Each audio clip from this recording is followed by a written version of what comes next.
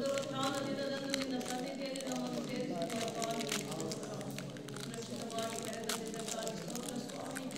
ಅಪ್ಪ, ಈ ದಿನ ಈ ಒಂದು ಆರಾಧನೆಯಲ್ಲಿ ಇಲ್ಲಿಯವರೆಗೆ ನೀನೇ ಕೈ ಹೊಂದಿದ್ದೀಯಪ್ಪ. ನಿನಗೆ ವಂದನೆ ಸ್ವಾಮಿ. ಅಪ್ಪ ತಂದೆ, ಈಗ ವಾಕ್ಯವನ್ನು ಹೇಳುವಾಗಲೂ ಅಪ್ಪ ನೀನೇ ನಮ್ಮ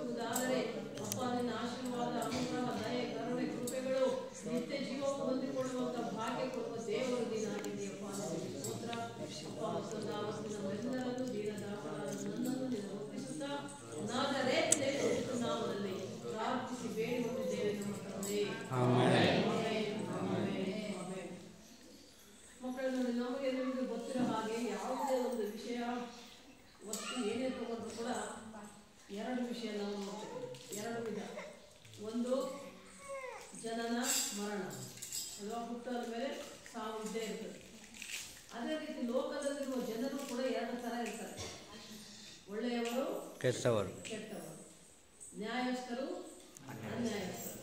ಹೌದಾ? ಮೋಸ ಮಾಡುವವರು, ಮೋಸ ಹೋಗುವವರು ಅಲ್ವಾ? ಆ ರೀತಿ ಬೇರೆ ಬೇರೆ ನಾವು ನೋಡ್ತಾ ಹೋದಾಗ ಎಷ್ಟೋ ತರ ವಿಧ ವಿಧವಾದ ಜನರನ್ನ ನಾವು ನೋಡ್ತೇವೆ.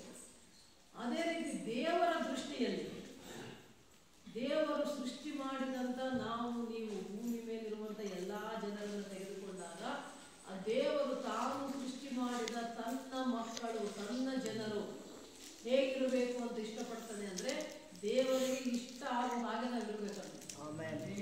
ಅರ್ಥ ಆಯ್ತಾ? ನಾವ್ ಹೇಗಿರ್ಬೇಕು? ನಾವಂದ್ರೆ ದೇವರಿಗೆ ಇಷ್ಟ ಆಗ್ಬೇಕು, ಕಷ್ಟ ಆಗ್ಬೇಕು. ದೇವರ ಮನಸ್ಸನ್ನು ನಾವು ನೋಯಿಸಬಾರದು. ದೇವರಿಗೆ ನನ್ನ ಸೃಷ್ಟಿ, ನಾನು ಯೇಸು ಸ್ವಾಮಿ ಏನ್ ಮಾಡಿದಾನೆ? ಶಿಲುಬೆಯಲ್ಲಿ ತನ್ನ ಅತ್ಯಮೂಲ್ಯವಾದ ಪರಿಶುದ್ಧ ರಕ್ತವನ್ನು ಸುರಿಸಿ ನಮ್ಮ ಪಾಪಗಳನ್ನೆಲ್ಲ ತೊಳೆದು ಆತನು ಬೆಲೆಯನ್ನು ಕೊಟ್ಟು ನಮ್ಮನ್ನು ಕೊಂಡುಕೊಂಡಿದ್ದಾನೆ. ಯೇಸು ತನ್ನ ಸ್ವ ರಕ್ತದಿಂದ ನಮ್ಮನ್ನು ಕೊಂಡುಕೊಂಡಾನೆ. ಅಂಥ ಕೊಂಡುಕೊಂಡಂತ ಜನಾಂಗವಾದ ನಾವು ದೇವರ ಯೇಸಪ್ಪನ್ನು ನಂಬಿದ ಮಕ್ಕಳು, ದೇವರನ್ನು ನಂಬಿದ ಮಕ್ಕಳು, ಯೆಹೋವ ದೇವರ ಮಕ್ಕಳು. ನಾವು ಹೇಗಿರಬೇಕು ಅಂದ್ರೆ ದೇವರಿಗೆ ಇಷ್ಟ ಆಗುವ ಹಾಗೆ ಇರಬೇಕು. ನಾವು ಯಾವಾಗ ದೇವರಿಗೆ ಇಷ್ಟ ಆಗ್ತೀವಿ ಅಂದ್ರೆ ದೇವರ ಮಾತನ್ನ ಕೇಳಿದಾಗ, ದೇವರ ಮಾತನ್ನ ಕೇಳಿ ಆ ಮಾತಿನಂತೆ ನಡ್ಕೊಂಡಾಗ, ಬರೀ ಕೇಳಿದ್ರೆ ಹೋಗೋದಲ್ಲ. ಈಗ ಪ್ರತಿ ವಾರ ನಾವು ಸಭೆಗೆ ಬರ್ತೇವೆ, ಪ್ರತಿದಿನ ಬರ್ತೇವೆ, ಪ್ರಾರ್ಥನೆ ಮಾಡ್ಕೊಳ್ತೇವೆ, ವಾಕ್ಯ ಕೇಳ್ತೇವೆ, ಹೋಗ್ತೇವೆ, ದೇವರ ಹಾಡು ಕೇಳ್ತೇವೆ, ಹೋಗ್ತೇವೆ, ಆರಾಧನೆ ಮಾಡ್ತೇವೆ, ಹೋಗ್ತೇವೆ. ಆದ್ರೆ ಅದು ಕೇಳ್ಬಿಟ್ಟು ಇಲ್ಲೇ ಬಿಟ್ಟು ಈ ಕಾಂಪೌಂಡ್ ಒಳಗೆ ಬಿಟ್ಟು ಹೊರಗೆ ಹೋಗೋದಲ್ಲ ಅಲ್ವಾ? ನಾವು ಯಾವಾಗಲೂ ಕೂಡ ಅನುದಿನ ಅನುಕ್ಷಣವೂ ಕೂಡ ದೇವರ ವಾಕ್ಯದಂತೆ ನಡೆದುಕೊಂಡ್ರೆ ಆಗ ನಾವು ದೇವರಿಗೆ ಇಷ್ಟ ಆಗ್ತೇವೆ. ಅದಕ್ಕೆ ದೇವರ ವಾಕ್ಯದಲ್ಲಿ ನಾವು ನೋಡ್ಕೊಳ್ಳೋಣ. ಈ ದಿನ ದೇವರ ವಾಕ್ಯ ನಮ್ಮ ನಿಮ್ಮ ಜೊತೆ ಏನ್ ಮಾತಾಡ್ತಾ ಇದ್ದಾನೆ ಅಂದ್ರೆ, ಕೀರ್ತನೆ 15 ತೆಗೆಯಿರಿ. ಒಂದೊಂದು ಮಾತು ಕೂಡ ನಾವು ನೀವು ಎಲ್ಲರೂ ಹೇಗಿರಬೇಕು, ದೇವರ ಮಕ್ಕಳು ಅನ್ನಿಸಿಕೊಂಡವರು ಹೇಗಿರಬೇಕು, ಯಾರು ಇಷ್ಟ ದೇವರಿಗೆ ಅನ್ನೋದು ಅದು. ಅದರಲ್ಲಿ ಮತ್ತೊಂದು ವಿಷಯ ಇದೆ. ಏನಂದ್ರೆ 2 ಥರ ಜನ, ಒಂದು ಯೋಗ್ಯರು, ಇನ್ನೊಂದು ಅಯೋಗ್ಯರು. ಅರ್ಥ ಆಯ್ತಾ ಮಕ್ಕಳೇ? ಯೋಗ್ಯರು, ಅಯೋಗ್ಯರು. ಇಲ್ಲಿ ನಮಗೆ ಹೇಳ್ತಾ ಇದೆ 15ನೇ ಕೀರ್ತನೆಯಲ್ಲಿ ಯೋಗ್ಯರು ಯಾರು ಅಂತ. ದೇವರ ಸನ್ನಿಧಿಯಲ್ಲಿ, ಸಭೆಯಲ್ಲಿ, ಚರ್ಚಲ್ಲಿ ಬಂದು ಇರಬೇಕು ಅಂದ್ರೆ ಅವರಿಗೆ ಯೋಗ್ಯತೆ ಇರಬೇಕು. ಆ ಯೋಗ್ಯತೆ ಏನು, ಯಾರು ಯೋಗ್ಯರು ಅನ್ನೋದನ್ನ ನಾವು 15ನೇ ಕೀರ್ತನೆಯಲ್ಲಿ ತುಂಬಾ ಚೆನ್ನಾಗಿ ದೇವರ ವಾಕ್ಯ ಇದೆ ಮಕ್ಕಳೇ, ಓದಿಕೊಳ್ಳುತ್ತಾರೆ. ಯೆಹೋವನೇ, ನಿನ್ನ ಗುಡಾರದಲ್ಲಿ ಇಳಿಕೊಂಡಿರುವುದಕ್ಕೆ ಯೋಗ್ಯನು ಯಾವನು? ನಿನ್ನ ಪರಿಶುದ್ಧ ಪರ್ವತದಲ್ಲಿ ವಾಸಿಸತಕ್ಕವನು ಎಂತವನಾಗಿರಬೇಕು? ಅವನು ಸಜ್ಜನನು, ನೀತಿವಂತನು, ಮನಪೂರ್ವಕವಾಗಿ ಸತ್ಯ ವಚನವನ್ನಾಡುವವನೂ ಆಗಿರಬೇಕು. ಅವನು ಚಾಡಿಯನ್ನು ಹೇಳಿದವನು, ಮತ್ತೊಬ್ಬರಿಗೆ ಅನ್ಯಾಯ ಮಾಡದವನು, ಯಾರನ್ನೂ ನಿಂದಿಸದವನೂ ಆಗಿರಬೇಕು. ಅವನು ಭ್ರಷ್ಟರನ್ನು ಜರಿದು ಬಿಟ್ಟವನು, ಯೆಹೋವನಲ್ಲಿ ಭಯಭಕ್ತಿಯುಳ್ಳವರನ್ನು ಸನ್ಮಾನಿಸುವವನು, ನಷ್ಟವಾದರೂ ಪ್ರಮಾಣ ತಪ್ಪದವನೂ ಆಗಿರಬೇಕು. ಅವನು ಸಾಲಕ್ಕೆ ಬಡ್ಡಿ ಕೇಳದವನು, ನಿರಪರಾಧಿಯ ಕೇಡಿಗಾಗಿ ಲಂಚ ತೆಗೆದುಕೊಳ್ಳದೇವನೂ ಆಗಿರಬೇಕು. ಇಂಥವನು ಎಂದಿಗೂ ಕದಲುವುದಿಲ್ಲ. ನೋಡಿ, ಒಂದೊಂದು ಮಾತು ಕೂಡ ಎಷ್ಟು ಅರ್ಥ ಉಳ್ಳದ್ದು, ಹಾಗೆ ಇರಬೇಕು ಅಂತಂದ್ರೆ ಯಾರು ಯೋಗ್ಯ. ಈಗ ನಾವಿಲ್ಲಿ ಬಂದು ಕೂಡ್ತಿದ್ದೀವಿ ಅಂದ್ರೆ ದೇವರ ಸನ್ನಿಧಿ, ಚರ್ಚಿಗೆ ಬಂದಿದ್ದೀವಿ, ದೇವರ ಮಕ್ಕಳಾಗಿದ್ದೀವಿ, ದೇವರ ಪಾದ ಸನ್ನಿಧಿಯಲ್ಲಿ ನಾವು ಇದ್ದೀವಿ ಅಂದ್ರೆ ಇಲ್ಲಿ ಇರೋದಕ್ಕೆ ಯಾರು ಯೋಗ್ಯರು? ನಮ್ಮಲ್ಲಿ ಏನು ಯೋಗ್ಯತೆ ಇರಬೇಕು, ಏನು ಗುಣಲಕ್ಷಣ ಇರಬೇಕು, ಏನು ಸ್ವಭಾವ ಇರಬೇಕು, ನಮ್ಮ ನಡೆನುಡಿ ಹೇಗಿರಬೇಕು, ಅದ್ರ ಬಗ್ಗೆ ದೇವರು ಇದು ನಮ್ಮ ನಿಮ್ಮ ಜೊತೆ ಮಾತಾಡ್ತಾ ಇದ್ದಾರೆ. ಮಕ್ಕಳೇ, ಯಾರು ಯೋಗ್ಯರು ಅಂತ ನೋಡಿದಾಗ 1ನೇ ವಾಕ್ಯದಲ್ಲಿ ದೇವರ ವಾಕ್ಯ ನಮ್ಮನ್ನೇ ಪ್ರಶ್ನಿಸ್ತಾ ಇದೆ, ಯಾರು ಯೋಗ್ಯರು ಅಂತ. ಮುಂದೆ ನಾವು 3ನೇ ವಾಕ್ಯದಿಂದ 2ನೇ ವಾಕ್ಯದಿಂದ ನೋಡ್ತಾ ಹೋದಾಗ ಅಲ್ಲಿ ಹೇಳ್ತದೆ, ಅವನು ಸಜ್ಜನನು ನೀತಿವಂತನೂ ಆಗಿರಬೇಕು. ಸಜ್ಜನ, ಜನ ಅಂದ್ರೆ ಜನ, ಸಜ್ಜನ ಸಾ ಅಂದ್ರೆ ಒಳ್ಳೇದು ಅಂತ ಅರ್ಥ ಆಯ್ತಾ? ಸಾ ಅಂದ್ರೆ ಒಳ್ಳೇದಂದ್ರೇನು? ಒಳ್ಳೆಯವನಾಗಿರಬೇಕು. ಯಾವ ರೀತಿ ಒಳ್ಳೆಯವನು? ನಡೆಯಿಂದಲೂ ನುಡಿಯಿಂದಲೂ. ನಮ್ಮ ನಡತೆ, ನಮ್ಮ ಸ್ವಭಾವ, ನಮ್ಮ ಗುಣಲಕ್ಷಣ, ನಾವು ಆಡೋ ಮಾತು ಎಲ್ಲದೂ ಕೂಡ ಒಳ್ಳೆಯದಾಗಿರಬೇಕು. ನಡೆಯಿಂದ ನುಡಿಯಿಂದ ಯಾರು ಒಳ್ಳೆಯವರಾಗಿರ್ತಾರೋ ಅವರು ದೇವರಿಗೆ ಇಷ್ಟ ಆಗ್ತಾರೆ, ಅವರು ಯೋಗ್ಯರಿಂದ ಬಂದು ಕೊಡೋದಕ್ಕೆ. ಅರ್ಥ ಆಯ್ತಾ? ಸಜ್ಜನನು ಯಾರಂದ್ರೆ ಒಳ್ಳೆಯವರು. ಯಾರಪ್ಪ ಒಳ್ಳೆಯವರು ಅಂದ್ರೆ ದಶಾಜ್ಞೆಗಳನ್ನ ಹಿಡಿದುಕೊಂಡು ದಶಾಜ್ಞೆಗಳ ಪ್ರಕಾರ ನಡ್ಕೊಳ್ಳೋರು. ದಶಾಜ್ಞೆಗಳು ಎಲ್ರಿಗೂ ಗೊತ್ತಿದೆ ಅಲ್ವಾ? ವಿಮೋಚನ ಕಾಂಡ 20ನೇ ಅಧ್ಯಾಯದಲ್ಲಿ ಮನೆಗೆ ಹೋಗಿ ಓದ್ಕೊಳ್ಳೋ ಟೈಮ್ ಇಲ್ಲ. 1ರಿಂದ 17 ವಚನ 20ನೇ ಅಧ್ಯಾಯ ಓದಿದ್ರೆ ವಿಮೋಚನ ಕಾಂಡದಲ್ಲಿ ಅವಾಗ ಓದ್ತಾ ಇರ್ಬೇಕು. ದಿನ ಓದಿದ್ರೆ ಇನ್ನೂ ಒಳ್ಳೆಯದು ಮಕ್ಕಳೇ. ದಶಾಜ್ಞೆಗಳು ನೆನ್ಪಿಟ್ಟುಕೊಂಡು ಅದರ ಪ್ರಕಾರ ನಾವು ಜೀವಿಸ್ಬೇಕು. ಯಾವಾಗ ದೇವರು ಆಜ್ಞೆಗಳನ್ನು ಯಾರು ಕೈಕೊಂಡು ನಡೀತಾರೋ ಅವರು ಧನ್ಯರು, ಅವರು ಒಳ್ಳೆಯವರು, ಅವರು ದೇವರ ಆಶೀರ್ವಾದವನ್ನ ಹೊಂದಿಕೊಳ್ಳುವವರಾಗಿದ್ದಾರೆ. ಒಳ್ಳೆಯವರಾಗಬೇಕು. ನಮ್ಮ ನಡೆ, ನಮ್ಮ ನುಡಿ ಎರಡೂ ಕೂಡ ಆಡಿದಂತೆ ನುಡಿಬೇಕು, ನುಡಿದಂತೆ ಆಡಬೇಕು. ಹೇಳೋದೊಂದು ಕೇಳೋದೊಂದು ಅಲ್ಲ. ಮಾಡೋದೊಂದು, ಹೇಳೋದೊಂದು, ಕೇಳೋದೊಂದು ಇರ್ತಾರೆ ಕೆಲವರು. ಬಾಯಲ್ಲಿ ಇಲ್ಲಿ ಮಾತು ಒಂದು ರೀತಿ ಇದೆ, ಇಲ್ಲೊಂಥರ ಇರ್ತದೆ, ಇಲ್ಲೊಂಥರ ಇರ್ತದೆ. ಆಲೋಚನೆ ಬೇರೆ ಆಗಿರ್ತದೆ, ಮನಸ್ಸಿನ ಹೃದಯದಲ್ಲಿ ಅವರ ಭಾವನೆ ಬೇರೆ ಆಗಿರ್ತದೆ. ಬಾಯಲ್ಲಿ ಮಾತ್ರ ಬೆಣ್ಣೆ ಅಂತ ನಯವಾದ ನಾಜುಕಾದ ಒಳ್ಳೆ ಮಾತುಗಳು, ಒಳಗೆ ಮಾತ್ರ ಎಲ್ಲ ಹೃದಯ ಶುದ್ಧಿ ಇರೋದಿಲ್ಲ, ಮನಸ್ಸು ಶುದ್ಧ ಇರೋದಿಲ್ಲ. ಅಂಥದ್ದು ದೇವರಿಗೆ ಇಷ್ಟ ಆಗಲ್ಲ. ಮಕ್ಕಳಿಗೆ ಸಜ್ಜನನಾಗಿರ್ಬೇಕಂತೆ, ಒಳ್ಳೆಯವನಾಗಿರ್ಬೇಕು. ನಡೆಯಿಂದ, ನುಡಿಯಿಂದ, ಆಲೋಚನೆಯಿಂದ, ಹೃದಯದಿಂದ, ಮನಸ್ಸಿನಿಂದ ನೀನು ಒಳ್ಳೆಯವನಾಗಿರು. ಕಳ್ಳನು ಸುಳ್ಳನು ಆಗಿರಬಾರದು ಮಕ್ಕಳೇ. ಆಮೇಲೆ ನೀತಿವಂತನಾಗಿರಂದ್ರೆ ಯಾರು ನೀತಿವಂತರು? ನೀತಿವಂತರು ಅಂದ್ರೆ ಯಾರು? ಎಷ್ಟೋ ಸಲ ಹೇಳಿದವರಪ್ಪ ಮಕ್ಕಳೇ. ನೀತಿವಂತನು ಅಂದ್ರೆ ಯಾರು ದೇವರೊಬ್ಬನೇ ಅಂತ ಯಾರು ನಂಬಿದಾನೆ, ಯಾರು ಯೇಸು ಸ್ವಾಮಿನ ನಂಬಿ ದೀಕ್ಷಾಸ್ನಾನ ಹೊಂದಿದ್ದಾನೆ, ಯಾರು ಪ್ರತಿ ದಿನ ಪ್ರಾರ್ಥನೆ ಮಾಡಿಕೊಂಡಿರ್ತಾನೆ, ಯಾರು ದೇವರಲ್ಲಿ ಸಂಪೂರ್ಣ ನಂಬಿಕೆ ವಿಶ್ವಾಸ ಇಟ್ಟುಕೊಂಡಿರ್ತಾನೆ, ದೇವರ ಮಾತಿನಂತೆ ಯಾರು ನಡೆದುಕೊಳ್ತಾನೋ ಅವನು ನೀತಿವಂತನು. ನಾವು ಹೇಗಿರಬೇಕು? ನೀತಿವಂತರಾಗಿರಬೇಕು. ದೇವರ ಮಾತನ್ನು ಕೇಳುವವರಾಗಿರಬೇಕು, ದೇವರ ಮಾತಿನಂತೆ ನಡೆಯುವವರಾಗಿರಬೇಕು. ಈಗ ನಾವು ಬೈಬಲಲ್ಲಿ ನೋಡಿದಾಗ ನೀತಿವಂತ ಯಾರು? ಹಳೆಯ ಒಡಂಬಡಿಕೆ ನೋಡಿದಾಗ ನೋಹ ನೀತಿವಂತ ಅಲ್ವಾ? ನೋಹನು ನೀತಿವಂತನಾಗಿದ್ದ, ದೇವರ ಮಾತನ್ನ ಕೇಳ್ತಾ ಇದ್ದ, ದೇವರ ಜೊತೆ ಮಾತಾಡ್ತಾ ಇದ್ದ, ಸಹವಾಸ ಇತ್ತು ದೇವರ ಜೊತೆ. ಅದಕ್ಕೆ ದೇವರು ಏನು ಮಾಡ್ತಾನೆ? ನೋಹನು ಇದ್ದ ಕಾಲದಲ್ಲಿ ಭೂಮಿ ಮೇಲೆ ಲೋಕದಲ್ಲಿ ಪಾಪ ತುಂಬಿ ಹೋದಾಗ ಪಾಪ ಮಾಡುವವರನ್ನ, ಕೆಟ್ಟ ಜನರನ್ನ ನಾಶ ಮಾಡ್ತೀನಿ ಅಂತ ದೇವರಿಗೆ ಸಿಟ್ಟು ಬರ್ತದೆ, ಕೋಪ ಬರ್ತದೆ. ನೋಡಿ, ಈಗ ನಮ್ಮ ಮಕ್ಕಳು ಕೂಡ ಏನಾದರೂ ತಪ್ಪು ಮಾಡಿದ್ರೆ ತಂದೆ ತಾಯಿಗೆ ಸಿಟ್ಟು ಬರ್ತಲ್ವಾ? ಅಲ್ವಾ? ಮಾತು ಕೇಳಿಲ್ಲ ಅಂದ್ರೆ ಸಿಟ್ಟು ಬರ್ತಲ್ವ? ಈಗ ಅಪ್ಪ ಅಮ್ಮ ಏನಾದ್ರು ಮಾತಾಡ್ತಾರೆ ಮಕ್ಕಳಿಗೆ, ಅಪ್ಪ ಅಮ್ಮ ಹೇಳೋ ಮಾತು ಮಕ್ಕಳು ಕೇಳಿಲ್ಲ ಅಂದ್ರೆ ಅಪ್ಪ ಅಮ್ಮಗೆ ಏನಾಗುತ್ತೆ? ಸಿಟ್ಟು ಬಂದೇ ಬರುತ್ತೆ. ಎಷ್ಟೇ ಒಳ್ಳೆಯವರಾದ್ರೂ ಸಿಟ್ಟು ಬರ್ತದೆ, ಬೈತಾರೆ, ಸಿಟ್ಟು ಬಂದರೆ ಹೊಡಿತಾರೆ ಇಟ್ಕೊಂಡು ಅಲ್ವಾ? ಹಾಗೆ ದೇವರು ತಾನು ಸೃಷ್ಟಿ ಮಾಡಿದ ತನ್ನ ಮಕ್ಕಳು ತನಗೆ ವಿರುದ್ಧವಾಗಿ ನಡ್ಕೊಳ್ತಾ ಇದ್ದಾರೆ, ತನ್ನ ಮಾತಿಗೆ ವಿರುದ್ಧವಾಗಿ ತಾನು ಹೇಳಿದಂಗೆ ಇಲ್ಲದಂಗೆ ಪಾಪಗಳು ಮಾಡ್ತಾ ಹೋಗ್ತಾ ಇದ್ದಾರೆ ಅಂತ ಸಿಟ್ಟು ಬಂತು. ಅದಕ್ಕೆ ದೇವ್ರು ಏನು ಮಾಡ್ದ? ಎಲ್ಲ ನಾಶ ಮಾಡಿಬಿಡೋಕೆ ಇವ್ರನ್ನ ಅಂತ ಅಂದ್ಕೊಂಡಾಗ ಏನು ಮಾಡ್ತಾನೆ? ನೋಹ ನೀತಿವಂತ ಆಗಿದ್ದ, ಕೆಟ್ಟವರನ್ನ ನಾಶ ಮಾಡೋಕೆ. ಒಳ್ಳೆಯವನಲ್ಲ ನೋಹ. ಅದಕ್ಕೆ ನೋಹನ ಕುಟುಂಬವನ್ನ ಕಾಪಾಡ್ತಾನೆ ದೇವರು. ಏನ್ ಹೇಳ್ತಾನೆ? ಹೆಂಡತಿ, ನಿನ್ನ 3 ಮಕ್ಕಳು, ಗಂಡು ಮಕ್ಕಳು, ನಿನ್ನ ಸೊಸೆಯನ್ನು. ಆಮೇಲೆ ಎಲ್ಲಾ ಜೀವ ಜಂತುಗಳು ಏನಿದವು, ಪ್ರಾಣಿಗಳು, ಪಕ್ಷಿಗಳು, ಎರಡೆರಡು ತಗೊಂಡು ಗಂಡು ಹೆಣ್ಣು ಜೋಡಿ ತಗೊಂಡು ಹೋಗಿ ನೀನು ಹಡಗು, ದೊಡ್ಡ ಹಡಗು ಕಟ್ಕೊಂಡು ಒಳಗೆ ಹೋಗಿ ಮುಚ್ಚಿಕೊಂಡು ಕಿಟಕಿ ಬಾಗಿಲ ಎಲ್ಲ ಮುಚ್ಚಿಕೊಂಡು ಒಳಗಿರ್ರಿ. ನಾನೇನ್ ಮಾಡ್ತೇನೆ, ಜಲಪ್ರಳಯ ಉಂಟು ಮಾಡ್ತೇನೆ ಅಂತ ದೇವರು. ಜಲಪ್ರಳಯ ಆಗ್ತದೆ ಅಂದ್ರೇನು, ಅತಿಯಾದ ಮಳೆ ಬಂದು ಎಲ್ಲ ಹೊಡ್ಕೊಂಡು ಹೋಗ್ಬಿಡ್ತದೆ. ಭೂಮಿ ಮೇಲೆ ಇದ್ದ ಜನ ಎಲ್ಲರೂ ಪ್ರತಿಯೊಂದು ನಾಶ ಮಾಡ್ಬಿಡ್ತಾರೆ ದೇವರು. ಅಲ್ಲಿ ಉಳ್ಕೊಂಡಿದ್ದ್ಯಾರು? ನೋಹನ ಕುಟುಂಬ. ಯಾಕೆ? ನೋಹನು ನೀತಿವಂತನಾಗಿದ್ದಕ್ಕೆ ದೇವರು ಆತನ ಕುಟುಂಬವನ್ನು, ಆತನನ್ನು ಅಷ್ಟೇ ಅಲ್ಲ ನೋಡಿ, ನೋಹ ನೀತಿವಂತನಾಗಿರೋದಕ್ಕೆ ಆತನ ಮಕ್ಕಳನ್ನು ಕೂಡ ಕಾಪಾಡಿದ ದೇವರು ಅಲ್ವಾ? ನೆನಪಿಟ್ಟುಗಳು, ತಂದೆ ತಾಯಿಗಳು, ನೀವು ನೀತಿವಂತರಾಗಿದ್ದರೆ ದೇವರು ನಿಮ್ಮ ಮಕ್ಕಳನ್ನ ಕಾಪಾಡುವವನಾಗಿದ್ದಾನೆ. ನೋಹದಿಂದ, ನಾಶದಿಂದ, ಪಾಪದಿಂದ ತಪ್ಪಿಸ್ತಾನೆ ದೇವರು ಮಕ್ಕಳು. ನೀತಿವಂತರಾಗಿರಬೇಕು. ನೋಹನ ಹಾಗೆ ನೀತಿವಂತರಾಗಿದ್ದರೆ ದೇವರು ನಮ್ಮನ್ನ ಕಷ್ಟ ಕಾಲದಲ್ಲಿ ಕಾಪಾಡುವವನಾಗಿದ್ದಾನೆ. ಜಲಪ್ರಳಯದಿಂದ ಆದನು ನೋಹನ ಕುಟುಂಬವನ್ನು ರಕ್ಷಿಸಿದ. 40 ದಿನ ಮಳೆ ಬಂದು ನೀರು ಹರಿದು ಹೋಗಿ ಎಲ್ಲ ಆದ್ಮೇಲೆ 40 ದಿನ ಹಗಲು ರಾತ್ರಿ ಮಳೆ ಬಿದ್ದರೆ ಹೇಗಿರುತ್ತೆ? ಇಲ್ಲಿ 1 ಗಂಟೆ 2 ಗಂಟೆ ಮಳೆ ಹೊಡೆದ್ರೆ ಎಲ್ಲಿವರೆಲ್ಲ ನಾವು ಅಯ್ಯಪ್ಪ ಮಳೆ ಅಂತೀವಿ ಅಲ್ವಾ? 40 ದಿನ ಹಗಲಿರಳು ಮಳೆ ಹೊಡಿತದಂತೆ.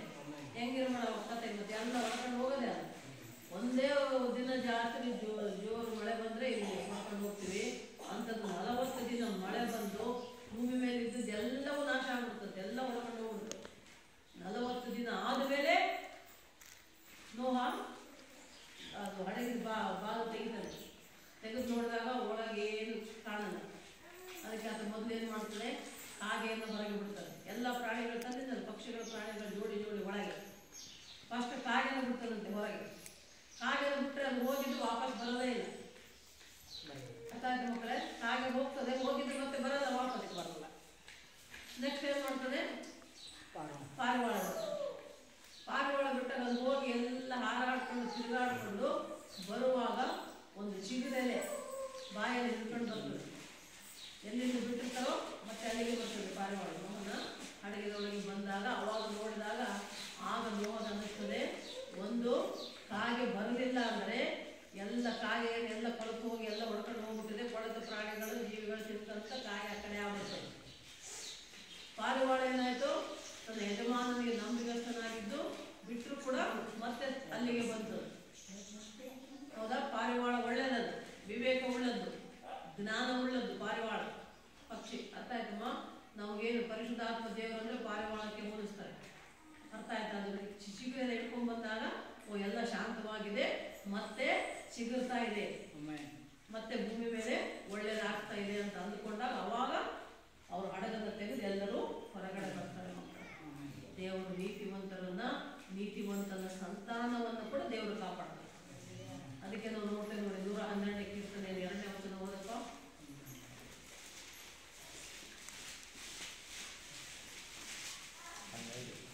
ಆತನ ಆಜ್ಞೆಗಳಲ್ಲಿ ಅತ್ಯಾನಂದ ಪಡುವವನು ಅವನೇ ಧನ್ಯನು.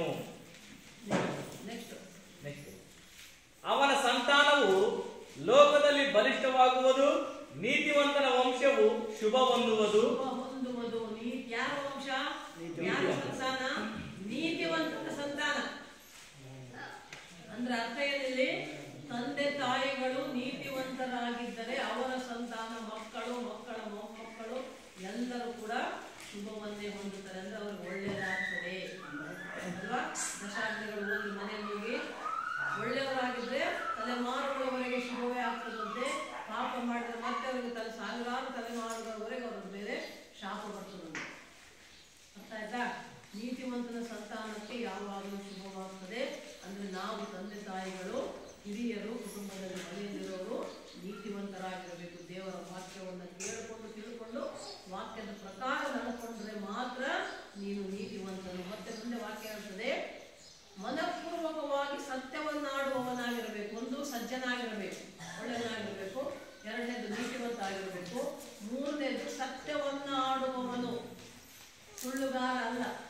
ಸುಳ್ಳು ಹೇಳುವವನು ದೇವರಿಗೆ ಇಷ್ಟ ಇಲ್ಲ. ಸುಳ್ಳು ಹೇಳುವವರಿಗೆ ಯಾವತ್ತೂ ಕೂಡ ಒಳ್ಳೆಯದಾಗಲ್ಲ. ಯಾಕೆಂದ್ರೆ ದೇವರ ಮಾತು ಏನು ಹೇಳ್ತದೆ ಅಂದ್ರೆ, ನಾವು ಏನು ಅಂದ್ಕೊಳ್ತೇವೋ ಅದೇ ಆಗ್ತದಂತೆ ಮಕ್ಕಳ ನೆನಪಿಟ್ಕೊಳ್ಳಿ. ನಾವು ಏನು ಅಂದ್ಕೊಳ್ತೇವೆ, ಏನು ಅಂತೇವೆ ಅದೇ ಆಗ್ತದೆ. ನೀನು ಸುಳ್ಳು ಹೇಳಿದ್ರೆ ನೀನು ಸುಳ್ಳೇ ಆಗ್ತದೆ.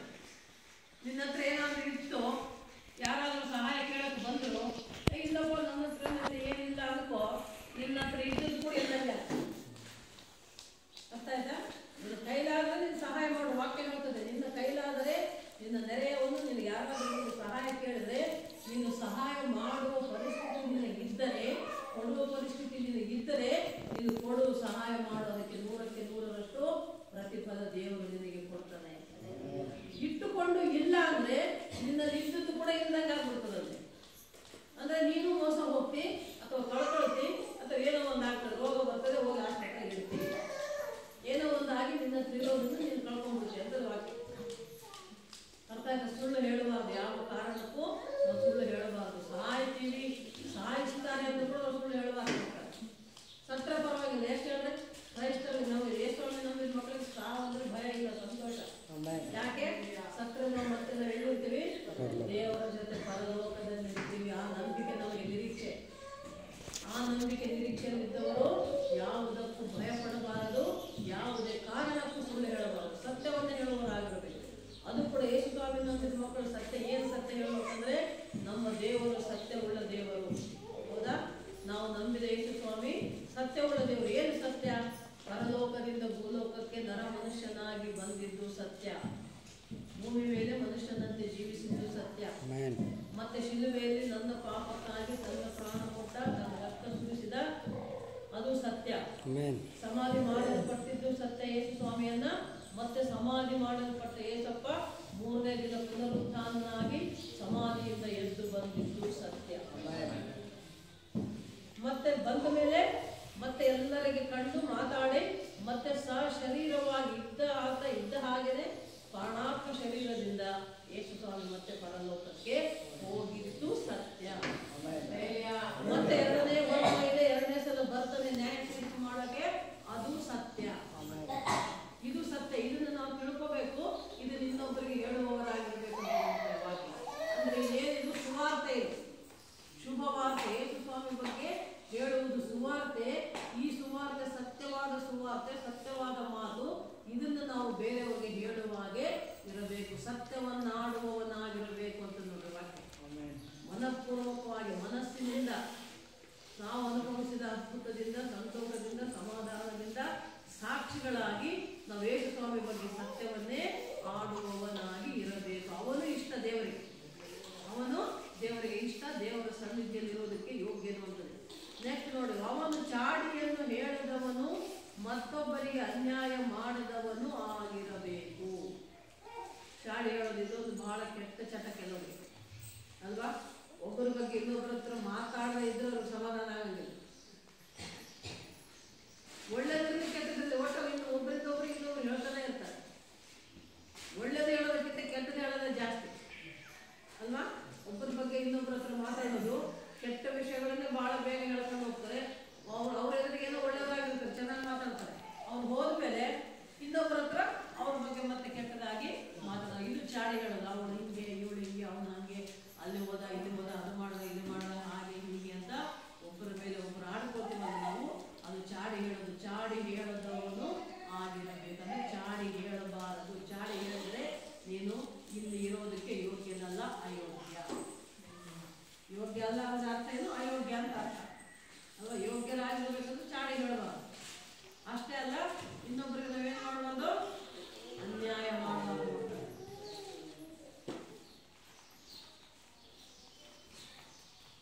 ನಾವು ಒಬ್ರಿಗೆ ಅನ್ಯಾಯ ಮಾಡಿದ್ರೆ ನಮಗೆ ಅನ್ಯಾಯ ಆಗ್ತದೆ. ಇದಕ್ಕೊಂದು ಸಣ್ಣ ಒಂದು ವಿಷಯ ಕಥೆ ಹೇಳೋದು ಏನಂದ್ರೆ, ಒಬ್ಬನು ಬೆಣ್ಣೆ ಮಾರುವವನಿದ್ದ. ಆ ಬೆಣ್ಣೆ ಮಾರುವವನು ಬೇಕರಿ ಅವನಿಗೆ ಹೋಗಿ ಮಾರ್ತಾ ಇದ್ದಾನೆ ದಿನ. ಇವ್ರು ಎಷ್ಟು ಬೆಣ್ಣೆ ಕೊಡ್ತಾನೋ ಅಷ್ಟಕ್ಕೆ ಬ್ರೆಡ್ ತಗೊಂಡು ಹೋಗ್ತಿದ್ದಂತೆ, ಅಷ್ಟು ತೂಕಕ್ಕೆ ಬ್ರೆಡ್ ತಗೊಂಡು ಹೋಗ್ತಿದ್ದಂತೆ ಬೆಣ್ಣೆ ಮಾರ. ಹಾಗೆ ಮಾರ್ತಾ ಇದ್ದ. ಇವ್ನು ಎಷ್ಟು ಕೊಟ್ಟರೆ ಅವನಷ್ಟು ಕೊಡ್ತಾ ಇದ್ದ. ಇನ್ನು ಏನನ್ನಿಸ್ತು? ಕಡಿಮೆ ಇದೆ ಅನ್ನಿಸ್ತು. ಯಾರಿಗೆ? ಬೆಣ್ಣೆ ಮಾರೋದು. ನನ್ನ ಬೆಣ್ಣೆ ತೂಕದಷ್ಟು ಇದ್ದಂಗಿಲ್ಲಲ್ಲ, ಇದು ಬ್ರೆಡ್ ತೂಕ ಕಡಿಮೆ ಇದ್ದಂಗಿದೆ ಅಂತ ಅಂದ್ಕೊಂಡು ನನಗೆ ಅನ್ಯಾಯ ಆಗಿದೆ ಅಂದ್ಕೊಂಡು ಬರ್ತಾನಂತೆ ಅವನು ಹೇಳಕ್ಕೆ. ನೋಡಪ್ಪ, ನೀನು ಕೊಟ್ಟಿದ್ದು ತೂಕ ಇಲ್ಲ, ನೀನು ಅನ್ಯಾಯ ಮಾಡಿದ್ದೀನಿ ನನಗೆ. ನಾನೇನು ಮಾಡಿದ್ದೀನಿ, ನಾನು ಕೆ ಜಿ ಬೆಣ್ಣೆ ಕೊಟ್ಟರು, ಕೆ ಜಿ ಬೆಣ್ಣೆಗೆ ಎಷ್ಟು ಬರ್ತದೆ ಅಷ್ಟು ಬೆಣ್ಣೆ ಅಷ್ಟು ಕೊಡ್ತೀನಿ ನಾನು ಅಂತ ನಾವು. ನೀನು ಎಷ್ಟು ಬೆಣ್ಣೆ ಕೊಟ್ಟಿವೋ ಅಷ್ಟೇ ಬೆಣ್ಣೆ ನಾನು ಕೊಡ್ತೀನಿ ಅಂತ. ಇಲ್ಲ ನೋಡು ಕಡಿಮೆ ಇದೆ ನೋಡ್ತಾರೆ. ಕೆ ಜಿ ಕಲ್ಲಿಟ್ಟು ತೂಕ ಮಾಡಿದಾಗ ಬ್ರೆಡ್ಡು ಕಡಿಮೆ ಇರ್ತದೆ. ಅರ್ಥ ಆಯ್ತಾ? ಕೆ ಜಿ ಕಲ್ಲಿಟ್ಟು ನೀವು ಕೊಟ್ಟು ಬ್ರೆಡ್ಡನ್ನು ತೂಕ ಮಾಡಿದ್ರೆ ಕೆ ಜಿಗಿಂತ ಕಡಿಮೆ ಇರ್ತದೆ, 100 ಗ್ರಾಮ್ ಕಡಿಮೆ. ಹೌದಾ, ಕಡಿಮೆ ಆಯ್ತಾ? ಸರಿ, ಮತ್ತೆ ನೀನು ಕೊಟ್ಟು ಬೆಣ್ಣೆ ಕೊಡು ತೂಕ ಮಾಡೋಣ. ಆ ಬೆಣ್ಣೆ ತೂಕ ಮಾಡಿದ್ರೆ ಆ ಬೆಣ್ಣೆ ಕೂಡ ಕೆ ಜಿ ಇರೋದು, ಅದು 100 ಗ್ರಾಮ್ ಕಡಿಮೆ ಇರ್ತದೆ. ಅರ್ಥ ಆಯ್ತು ಮಕ್ಕಳೇ? ಅರ್ಥ ಆಯ್ತು. ಈಗ ಅವನು ಎಷ್ಟು ಕೊಟ್ಟಾನೋ ಅಷ್ಟೇ ಇವನು ಕೊಟ್ಟಾನ. ಅವನು 100 ಗ್ರಾಮ್ ಕಡಿಮೆ ಮಾಡಿ ಮೋಸ ಮಾಡಿ 100 ಗ್ರಾಮ್ ಕಡಿಮೆ ಕೊಟ್ಟು 900 ಗ್ರಾಮ್ ಬೆಣ್ಣೆ ಕೊಟ್ಟು ಕೆ ಜಿ 1000 ಗ್ರಾಮ್ ಅಂದ್ರೆ ಅವನು ಮೋಸ ಮಾಡಿದ. ಬೆಣ್ಣೆ ಮಾರೋನು ಅನ್ಯಾಯ ಮಾಡ್ದ, ಅವನು ಬ್ರೆಡ್ ಕೊಡೋದು ಅವನು ಅನ್ಯಾಯ ಮಾಡ್ದ. ಅನ್ಯಾಯ ಮಾಡಿದ್ದಕ್ಕೆ ಅನ್ಯಾಯ. ಸರಿ ಹೋಯ್ತಲ್ಲ, ನೀನು ಎಷ್ಟು ಕೊಟ್ಟು ನಾನು ಅಷ್ಟೇ ಕೊಟ್ಟಿದ್ದ. 3ನೇ ಬಂದು 2 ತೂಕ ಮಾಡಿದಂತೆ ನ್ಯಾಯ ಕೊಡಬೇಕು ಇಬ್ಬರಿಗೆ ಅಂತ ಬಂದು, ಆಯ್ತಪ್ಪ ನೀನು ತಂದು ಬೆಣ್ಣೆ ತಗೊಂಬ, ನೀನು ಕೊಟ್ಟು ಬ್ರೆಡ್ ತಗೊಂಬ, ನೋಡೋಣ ತೂಕ ಮಾಡಿ ನೋಡೋಣ. ಎಷ್ಟೆಷ್ಟು ಹೇಳಿದ್ದು, ನೀನೆಷ್ಟಪ್ಪ ಕೇಳಿದ್ದು ಕೆ ಜಿ, ನೀನೆಷ್ಟು ಕೇಳಿದ್ದು ಕೆ ಜಿ. ಸರಿ, ಕೆ ಜಿ ಕಲ್ಲಿಟ್ಟು ತೂಕ ಮಾಡಿ. ತೂಕ ಮಾಡಿದಾಗ ಏನಾಯಿತು, ಬೆಣ್ಣೆ 100 ಗ್ರಾಮ್ ಕಡಿಮೆ ಬಂತು. ಆ 100 ಗ್ರಾಮ್ ಕಡಿಮೆ ಇದ್ದು ಬೆಣ್ಣೆ ಎಷ್ಟಿತ್ತು ಅಷ್ಟೇ ತೂಕದಷ್ಟು ಬ್ರೆಡ್ ಇತ್ತು. ಅರ್ಥ ಆಯ್ತಾ? ಒಬ್ರಿಗೊಬ್ರು ಮೋಸ ಮಾಡ್ದಂಗೆ. ನೀನು ಮಾಡಿದ್ರೆ ನೀವೇನು ಮಾಡಿರ್ತೀಯೋ ಅದೇ ನಿನಗೂ ಆಗ್ತದೆ ಮಗು. ಅದು ನಾವು ನೆನಪಿಟ್ಕೋಬೇಕು. ನಾವು ಮೋಸ ಮಾಡಿದಾಗ ನಾವು ಖಂಡಿತ ಅವರು ನಮ್ಗೆ ಮೋಸ ಮಾಡೇ ಮಾಡ್ತಾರೆ. ನಾವು ಒಳ್ಳೇದು ಮಾಡಿದ್ರೆ ನಮಗೂ ಒಳ್ಳೇದಾಗ್ತದೆ. ನಾವು ಕೆಟ್ಟದ್ದು ಮಾಡಿದ್ರೆ ಕೆಟ್ಟದೇ ಆಗೋದು. ಯಾವತ್ತು ಕೆಟ್ಟದ್ದು ಒಳ್ಳೇದಾಗೋದು ಬಹಳ ಕಷ್ಟ, ಆಗಲ್ಲ. ಆದರೆ ನಮ್ಮ ದೇವರು ಪಾಪಿಗಳನ್ನು ಹುಡುಕಿ ರಕ್ಷಿಸುವುದಕ್ಕೆ ಬಂದಂಥ ಏಸಪ್ಪ ಪಾಪಿಗಳಾದ ನಮ್ಮನ್ನು ಒಳ್ಳೆಯವರನ್ನಾಗಿ ಮಾಡಿದ ಏಸಪ್ಪ. ಒಳ್ಳೆಯವರಾಗಿ ಮಾಡಿದ ಮೇಲೂ ನೀನು ಮತ್ತೆ ಕೆಟ್ಟದೇ ಮಾಡ್ತಾ ಹೋದರೆ ಅದಕ್ಕೆ ನಿಮಗೆ ಕ್ಷಮಾಪಣೆಯಿಂದ ತಿಳಿದು ತಪ್ಪು ಮಾಡಿದ್ರೆ ದೇವರು ಕ್ಷಮಿಸಲ್ಲ. ಅದಕ್ಕೆ ತಕ್ಕಂತೆ ನಾವು ಶಿಕ್ಷೆ ಅನುಭವಿಸಬೇಕಾಗ್ತದೆ, ನರಕಕ್ಕೆ ಹೋಗಬೇಕಾಗ್ತದೆ ಮಕ್ಕಳು. ಅದಕ್ಕೆ ದೇವರ ವಾಕ್ಯಗಳನ್ನು ಅನ್ಯಾಯ ಮಾಡಬೇಡ್ರಿ, ಆಮೇಲೆ ನಿಂದಿಸಬೇಡಿರಿ ಅಂತ ಹೇಳ್ತಾರೆ ನೋಡಿ. ಇನ್ನೊಂದು ನೆಕ್ಸ್ಟ್ ಮುಂದೆ ನೋಡುವಾಗ, ಯಾರನ್ನು ನಿಂದಿಸದವನು ಆಗಿರಬೇಕು, ಅವನು ಭ್ರಷ್ಟರನ್ನು ಜರಿದು ಬಿಟ್ಟವನು, ದುಷ್ಟರಿಂದ ದೂರ ಇರಬೇಕು ಅನ್ನೋದು ಈ ಮಾತಿನ ಅರ್ಥ. ಭ್ರಷ್ಟರು ಅಂದರೆ ಕೆಟ್ಟವರು, ಕೆಟ್ಟವರಿಂದ ದೂರ ಇರ್ಬೇಕಂತ, ಅವಾಗ ದೂರ ಮಾಡ್ಬೇಕಂತ. ನಾವು ಕೆಟ್ಟವರ ಹತ್ರ ಹೋದರೆ ನಾವು ಕೆಟ್ಟು ಹೋಗ್ತೇವೆ ಅಲ್ವಾ? ಈಗ ಬದನೆಕಾಯಿ ಕೊಂಡ್ಕೊಳ್ತಾರೆ ತಿಳ್ಕೊಂಡ್ರು, ಕೆ ಜಿ ಬದನೆಕಾಯಿ ಒಳ್ಳೊಳ್ಳೆ ಬದನೆಕಾಯಿ ನಾವು ಆರಿಸ್ಕೊಂಡ್ರೆ ಅಂತ ಹೇಳ್ತಾರೆ ಮಾರೋರು ಅಲ್ವಾ? ನಾವು ಪುಟ್ಟಿಯಲ್ಲಿ ಬದನೆಕಾಯಿ ಒಳ್ಳೊಳ್ಳೆ ಬದನೆಕಾಯಿ ಆರಿಸ್ತಾ ಇರ್ತೀವಿ. ನಾವು ಆರಿಸೋದ್ರಲ್ಲೇ ತೂಕ ಮಾಡಿದ್ರೆ ಹೆಚ್ಚು ಕಡೆ ಅಂಗಡಿಯಲ್ಲಿ ಏನು ಮಾಡ್ತಾರೆ, ಅವನು ಬದನೆಕಾಯಿ ಹಾಕ್ತಿರ್ತಾರೆ. ಒಳ್ಳೆ ಬದನೆಕಾಯಿ ಜೊತೆಗೆ ಒಂದು ಹುಡುಗ ಬದನೆಕಾಯಿ ಹಾಕಿದ ಅಂತಂದ್ರೆ ಆಮೇಲೆ ಏನಾಗ್ತದೆ, ಒಂದಕ್ಕೊಂದು ಯಾರು ನಾವು ಹುಡುಕಾಗ ಕೆಟ್ಟೋಗುತ್ತೆ ಅಲ್ವಾ? ತಂದ ತಕ್ಷಣ ಬಳಸಿದ್ರೆ ನಾವು ತಕ್ಷಣ ಕೆಟ್ಟದ್ದು ದೂರ ಮಾಡ್ಬೋದು. ಒಂದು ಸ್ವಲ್ಪ ದಿನ ಇಟ್ಟು ಬಳಸಿದ್ರೆ ಅಷ್ಟೊಂದಕ್ಕೆ ಒಳ್ಳೆ ಬದನೆಕಾಯಿ ಕೂಡ ಎಲ್ಲ ಕೆಟ್ಟೋಗುತ್ತೆ, ಹುಡುಕಾಗಿರ್ತಾರೆ ಮಕ್ಕಳು. ಅದಕ್ಕೆ ನಾವು ಹೇಗಿರಬೇಕು, ಕೆಟ್ಟದ್ದನ್ನ ದೂರ ಮಾಡಬೇಕು, ಕೆಟ್ಟವರಿಂದ ನಾವು ದೂರ ಇರಬೇಕು, ದುಷ್ಟರನ್ನ ದೂರ ಮಾಡಬೇಕು ಅಂತ ಹೇಳ್ತದೆ ಮಾತು. ಕೆಟ್ಟವ್ರು ಸಹವಾಸ ಮಾಡಿದ್ರೆ ನಾವು ಕೆಟ್ಟು ಹೋಗ್ತೀವಿ. ಕುಡುಕರು ಸಹವಾಸ ಮಾಡಿದ್ರೆ ಕುಡುಕರೇ ಆಗ್ತಾರೆ. ಹೌದಾ? ಇಸ್ಪೀಟ್ ಆಡೋರು ಸಹವಾಸ ಮಾಡಿದ್ರೆ ಅವರು ಇಸ್ಪೀಟ್ ಆಡೋಕ್ಕೆ ಶುರು ಮಾಡ್ತಾರೆ. ಆ ರೀತಿಯಲ್ಲಿ ನಾವು ಯಾವಾಗಲೂ ಕೂಡ ಒಳ್ಳೆಯ ನಡೆನುಡಿಯನ್ನೇ ಹೊಂದಿರಬೇಕು ಅಂತ ವಾಕ್ಯ ಹೇಳ್ತಾರೆ. ಅವರು ಮಾತ್ರ ದೇವರಿಗೆ ಯೋಗ್ಯರು ಅಂತ ಹೇಳ್ತಾ ಇದೆ ವಾಕ್ಯ. ಮತ್ತೆ ನಾವು ನೋಡುವಾಗ ಯೆಹೋವನಲ್ಲಿ ಭಯಭಕ್ತಿ ಉಳ್ಳವರನ್ನು ಸನ್ಮಾನಿಸುವವನು. ಯಾರನ್ನು ಸನ್ಮಾನ ಮಾಡ್ಬೇಕಂದ್ರಪ್ಪ, ಯಾರಿಗೆ ಮರ್ಯಾದೆ ಕೊಡಬೇಕು? ಭಯಭಕ್ತಿ. ಯಾರು ದೇವರಲ್ಲಿ ಭಯಭಕ್ತಿ ಹೊಂದಿರ್ತಾರೋ ಅವರಿಗೆ. ಈಗ ನಿಜವಾಗಿ ನಿಮಗೆ ಯಾರು ಪಾಸ್ಟ್ ಇದ್ದಾರೆ, ಆ ಪಾಸ್ಟ್ ದೇವರ ವಾಕ್ಯದ ಭಯಭಕ್ತಿಯಲ್ಲಿ ಇದ್ದರೆ ಅವರಿಗೆ ನೀವು ಗೌರವಿಸಬೇಕು, ಸನ್ಮಾನ ಮಾಡಬೇಕು. ಕೆಲವರು ಏನು ಮಾಡ್ತಾರೆ, ದೇವರ ಹೆಸರು ಹೇಳಿ ಪಾಸ್ಟ್ಗಳೇ ಮೋಸ ಮಾಡ್ತಾ ಇರ್ತಾರೆ, ಅತಿ ಆಸೆ ದುರಾಸೆ ತುಂಬಿಕೊಂಡಿರ್ತಾರೆ. ಅಂಥವರನ್ನ ಸನ್ಮಾನಿಸಬಾರದು, ಗೌರವಿಸಲೇಬಾರದು. ಯಾರು ನಿಜವಾಗಿಯೂ ದೇವರ ವಾಕ್ಯದ ಪ್ರಕಾರ ಭಯಭಕ್ತಿಯಿಂದ ಜೀವಿಸ್ತಾ ಇರ್ತಾರೋ ಅಂಥ ಸೇವಕರಿಗೆ, ಅಂಥ ದೇವರ ಮಕ್ಕಳಿಗೆ, ಅಂಥವರಿಗೆ ನಾವು ಗೌರವಿಸಬೇಕು, ಮಾನ ಸನ್ಮಾನ ಕೊಡಬೇಕು ಅಂತ ಹೇಳ್ತಾರೆ ವಾಕ್ಯ. ಯಾರ್ಯಾರಿಗೂ ಅಲ್ಲ ಮಕ್ಕಳು. ಅರ್ಥ ಆಯ್ತಾ? ನಮ್ಮಲ್ಲಿ ಏನು ಮಾಡ್ತಾರೆ, ಸುಮಾರು ಜನ ವಿಶ್ವಾಸಿಗಳು ಪ್ರತಿ ವಾರ ಪ್ರತಿದಿನ ಸೇವೆ ಮಾಡುವ ಸೇವಕರಿಗೆ, ಪ್ರಾರ್ಥನೆ ಮಾಡುವ ಸೇವಕರಿಗೆ ಗೌರವಿಸುವುದಕ್ಕಿಂತ ಯಾವಾಗೋ ಒಂದ್ಸಲ ಯಾರೋ ಎಲ್ಲಿಂದೋ ಬಂದರು ಅಂದರೆ ಅವರಿಗೆ ಬಹಳ ಮಾನ ಸನ್ಮಾನ ಮಾಡೋರನ್ನ ನಾವು ನೋಡ್ತೇವೆ ಅಲ್ವಾ? ಅವ್ರು ಒಳ್ಳೆಯವರು ಕೆಟ್ಟವರು ಗೊತ್ತಿಲ್ಲ, ಯಾವಾಗ ಒಂದ್ಸಲ ಬಂದರು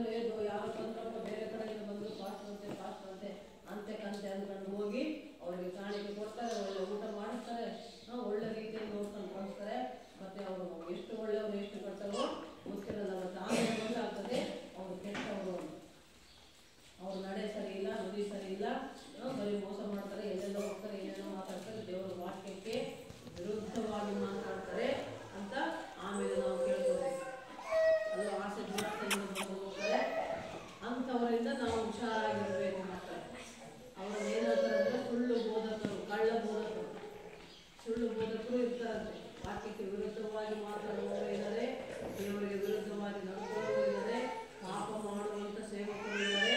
ಅವರಿಂದ ನಾವು ಎಚ್ಚರವಾಗಿರಬೇಕು.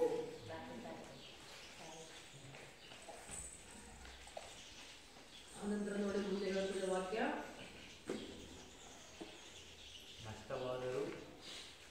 ನಷ್ಟವಾದರೂ ಪ್ರಮಾಣ ತಪ್ಪದವನು ಆಗಿರಬೇಕು. ಯಾರಿಗಾದ್ರೂ ಏನಾದರೂ ಮಾತು ಕೊಟ್ಟಿರ್ತೀರಾ, ಮಾಡ್ತೀವಿ ಅಂತ, ಬರ್ತೀವಿ ಅಂತ ಹೇಳಿರ್ತೀರ, ಬರ್ತೀವಿ ಅಂತ ಹೇಳಿ ಬರಲ್ಲ, ಕೊಡ್ತೀವಿ ಅಂತ ಹೇಳಿ ಕೊಡಲ್ಲ. ಅವಾಗ ಏನಾಯ್ತು? ಮಾತು ತಪ್ಪಿದಂಗೆ ಆಯ್ತಲ್ಲ, ಹೌದಾ? ಈಗ ಉದಾಹರಣೆಗೆ ನೀವೇ ವಿಶ್ವಾಸಿಗಳು, ನಾವು ಹೊಲ ಇದೆ, ಒಳ್ಳೆ ಬೆಳೆ ಬೆಳೆದಿದ್ದೀವಿ, ಬೆಳೆ ಬೆಳೆದ ಮೇಲೆ ಅಪ್ಪ ನಿಮ್ಮ ಬೆಳೆ ಬಂದಾಗ ದಶಮಾಂಶ ಕೊಡ್ತೀನಿ, ಕಾಣಿಕೆ ಕೊಡ್ತೀನಿ ಅಂತ ಹೇಳ್ತೀರಿ. ಹೇಳ್ಬಿಟ್ಟು ಬಂದಾಗ ಕೊಡ್ತೀರಾ? ಕೊಡಲ್ಲ.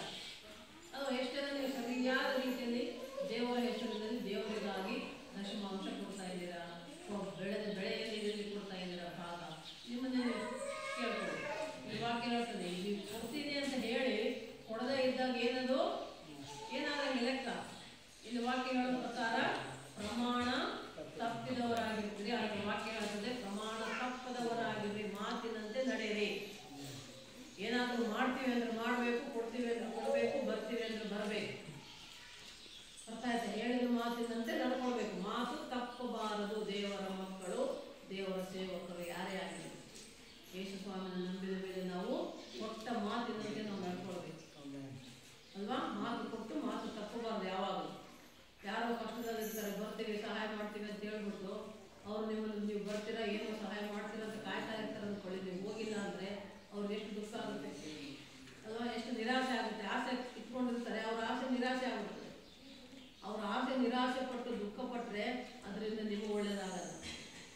ಅರ್ಥ ಆಯ್ತಾ? ನಾವು ಕೊಟ್ಟ ಮಾತಿನಂತೆ ನಡೆದುಕೊಳ್ಳೋರಾಗಿರ್ಬೇಕು, ಮಾತು ತಪ್ಪಬಾರದು.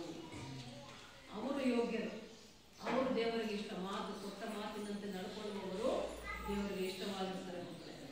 ಆಮೇಲೆ ನೋಡಿದ್ದು ಅಲ್ಲಿ ನಾವು ಇದಕ್ಕೆ ಯಾರು ತಗೋಬಹುದು? ಉದಾಹರಣೆ ಅಬ್ರಹಾಂ ಅಲ್ವಾ? ಅಬ್ರಹಾಮನಿಗೆ 100 ವರ್ಷಕ್ಕೆ ಮಗ ಹುಟ್ಟಿದ. ಆ ಹುಟ್ಟಿದ ಮಗನನ್ನು ಕೂಡ ಏನು ಮಾಡಿದೆ? ದೇವರು ಯೆಹೋವ ದೇವರು ಬಲಿ ಕೇಳಿದ ಅಲ್ವಾ? ಬಲಿ ಕೇಳಿದಾಗ ಏನಂದ್ರೆ, ಏನಪ್ಪ 100 ವರ್ಷಕ್ಕೆ ಇವಾಗ ಕೊಟ್ಟು ಅವಾಗ ಮತ್ತೆ ಕೊಡಂತ ಏನಾದ್ರು ಕೊಡಲ್ಲ ಅಂತ ಅಬ್ರಹಾಮು ಇಲ್ಲ. ದೇವರ ಮಾತನ್ನು ಕೇಳಿದ ಅಬ್ರಹಾಮು ಆ ಅಪ್ಪ ತಂದೆ ದೇವ ಇದ್ದೀನಿ ನಾನು, ಏನು ನಿನ್ನ ಮಗನನ್ನು ಬಲಿ ಕೊಡು. ಆಯ್ತು, ಒಂದೇ ಮಾತು ಒಪ್ಪಿಕೊಂಡ, ಮಗನನ್ನು ಬಲಿ ಕೊಡೋಕ್ಕೆ ಬಂದು ಅಲ್ವಾ? ಮಾತನ್ನ ಕೇಳಿದ, ದೇವರ ಮಾತನ್ನು. ಆಮೇಲೆ ಏನಾಯ್ತಲ್ಲಿ? ಬಲಿ ಕೊಡೋಕ್ಕಾಗ ಮತ್ತೆ ದೇವ್ರು ಏನು ಮಾಡಿದ? ಬಲಿ ಕೊಡುವ ಸಮಯದಲ್ಲೇ ಮತ್ತೆ ಆ ದೇವರು ಮಾತಾಡ್ತಾರೆ, ಅಬ್ರಹಾಮ ನಿಲ್ಲಿಸುವಂತ, ಎತ್ತಿನ ಬಲಿ ಕೊಡಬೇಕು ಮಗುವನ್ನು ಅಂದಾಗ ನಿಲ್ಲಿಸುವಂದಾಗ ಅವಾಗಲ್ಲಿ ಏನಾಯ್ತು? ಅದೇ ಸಮಯದಲ್ಲಿ ದೇವರು ಯೆಹೋವ ಈರೇ ದೇವರು ಕುರಿಮರಿಯನ್ನು ಬಲಿಗೆ ಒದಗಿಸಿಕೊಟ್ಟ ಅಲ್ವಾ? ಯಾಕೆ? ಅಬ್ರಹಾಮನು ನೀತಿವಂತನಾಗಿದ್ದ, ಯಥಾರ್ಥನಾಗಿದ್ದ, ದೇವರ ಮಾತನ್ನು ಕೇಳ್ತಾ ಇದ್ದ, ದೇವರ ಮಾತಿನಲ್ಲಿ ನಂಬಿಕೆ ಇತ್ತು, ಮಾತು ತಪ್ಪದವನಾಗಿದ್ದ, ಒಳ್ಳೆಯವನಾಗಿದ್ದ. ಅದಕ್ಕೆ ಅಬ್ರಹಾಮನಿಗೆ ದೇವರು ಮತ್ತೆ ಅವನ ಮಗನು ಅವನಿಗೆ ದಕ್ಕುವಂತೆ ಅಲ್ವಾ? ನಾವು ನೋಡುವಾಗ ವಾಕ್ಯದಲ್ಲಿ ದೇವರ ವಾಕ್ಯ ಹೇಳ್ತದೆ, ನಷ್ಟವಾದರೂ ಪ್ರಮಾಣ ತಪ್ಪದವನಾಗಿರಬೇಕು. ನಷ್ಟ ಆಗ್ಬೋದು ನಿಮಗೆ. ಈಗ ಅಬ್ರಹಾಮನ ಬಲಿ ಕೊಡುವಂದಾಗ ಒಪ್ಪಿಕೊಂಡು ಹೋದ, ಒಪ್ಪಿ ಬಲಿ ಕೊಡಕ್ಕೆ ಹೋದರೆ ಏನಾಗ್ತಿತ್ತು? ಬಲಿ ಕೊಟ್ಟಿದ್ರೆ ಏನಾಗ್ತಿತ್ತು? ನಷ್ಟ ಆಗ್ತಿತ್ತು ತಾನೆ, ಮಗನ ಕಳ್ಕೊತಿದ್ದ ತಾನೆ ಅಬ್ರಹಾಮ. ಒಟ್ಟ ಸಂತಾನ ದೇವ್ರು ಕೇಳ್ತಾ ಇದ್ದಾನೆ ಅಂದ್ರೆ ದೇವ್ರಿಗೆ ಕೊಡೋದಕ್ಕೆ ರೆಡಿಯಾದ. ಅಲ್ಲಿ ನನಗೆ ನಷ್ಟ ಆದರೂ ಪರವಾಗಿಲ್ಲ, ನಾನೇನಾಗಬೇಕು? ದೇವರಿಗೆ ಇಷ್ಟವಾಗಬೇಕು. ನಮಗೆ ನಷ್ಟವಾದರೂ ಪರವಾಗಿಲ್ಲ, ನಾವು ದೇವರಿಗೆ ಇಷ್ಟ ಆಗಬೇಕು. ದೇವರಿಗೆ ಇಷ್ಟವಾದಂತ ಅಬ್ರಹಾಮು ಮಗನನ್ನು ಬಲಿ ಕೇಳಿದಾಗ ಒಪ್ಪಿಕೊಂಡು ಬೆಲೆ ಕೊಡಕ್ಕೆ ಹೋದ. ಅಲ್ಲಿ ದೇವರು ಏನು ಮಾಡಿದ? ಅದನ್ನು ತಪ್ಪಿಸಿದ ದೇವರು. ಯಾಕೆ ತಪ್ಪಿಸಿದ? ಅಬ್ರಹಾಮನು ದೇವರು ಹೇಳಿದ ಮಾತನ್ನ ಕೇಳಿದ, ವಿಧೇಯನಾದ ಅಲ್ವಾ? ವಿಧೇಯನಾಗಿದ್ದಕ್ಕೆ, ದೇವರ ಮಾತನ್ನು ಕೇಳಿದ್ದಕ್ಕೆ ದೇವರು ಅವನನ್ನು ಕಷ್ಟ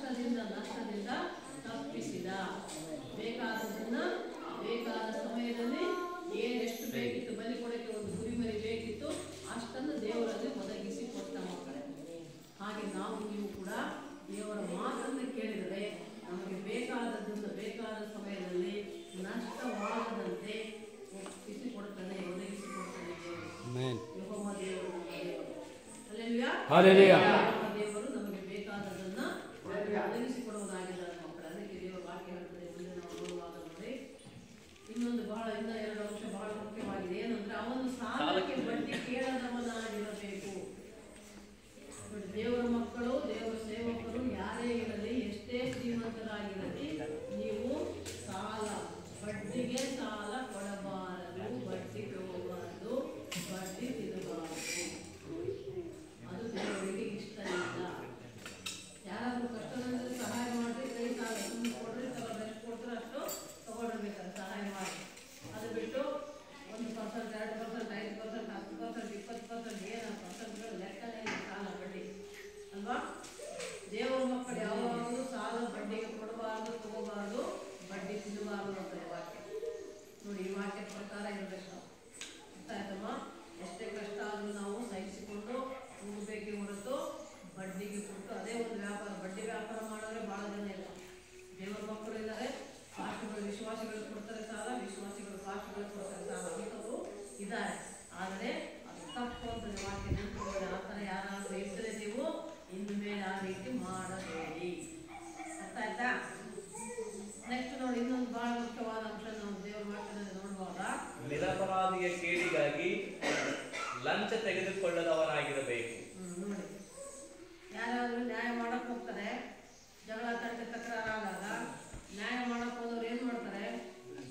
ತಪ್ಪು ಮಾಡಿದವರನ್ನೇ ತಪ್ಪಿಸೋದಕ್ಕೆ ಲಂಚ ತಗೊಳ್ತಾರೆ.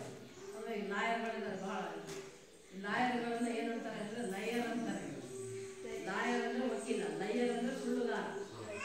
ಅವ್ರು ಮಾತಾಡೋದೇ ಸುಳ್ಳು ಅಂತ. ದುಡ್ಡು ತಗೊಂಡು ಕೊಲೆಗಾರನ್ನ ಬಿಡಿಸ್ತಾರೆ. ಕೊಲೆ ಮಾಡಿದ್ರು ಕೊಲೆ ಮಾಡಿಲ್ಲ ಅಂತ ವಾದಿಸ್ತಾರೆ ಅವರು. ಅರ್ಥ ಆಯ್ತಾ? ಸುಳ್ಳು ಹೇಳೋದೇ ಜಾಸ್ತಿ ಅವರು. ನಿರಪರಾಧಿ ಮಾಡ್ತಾರೆ, ನಿರಪರಾಧಿನ ಅಪರಾಧಿ ಮಾಡ್ತಾರೆ.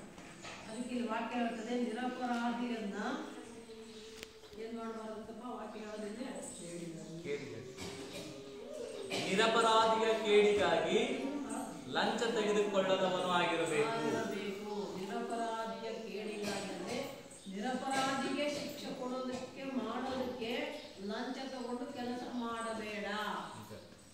ಅದಕ್ಕೆ ಒಬ್ಬ ಲಾಯರ್ ಹುಡುಗ, ತಂದೆ ಪಾಸ್ಟರ್ ಆಗಿದ್ರು, ಮಗ ನಾವು ಓದ್ಬಿಟ್ಟರೆ, ಆದರೆ ಅವನು ಚರ್ಚಿಗೆ ಹೋಗ್ತಾ ಇಲ್ಲ. ಚರ್ಚಿಗೆ ಬರ್ತಾ ಇಲ್ಲ. ಯಾಕಪ್ಪ ಬರ್ತಾ ಇಲ್ಲ? ಅವನು ಯಾವ ಹುಡುಗಿ ನೋಡ್ಕೊಂಡೇ ಮದುವೆ ಮಾಡ್ಕೊಳ್ತಾ. ಆ ಮದುವೆ ಮಾಡ್ಕೊಳ್ಬೇಕಂದ್ರೆ ಹುಡುಗಿ ಕೂಡ ಒಳ್ಳೆ ವಿಶ್ವಾಸಿ ಆದ ಹುಡುಗಿ.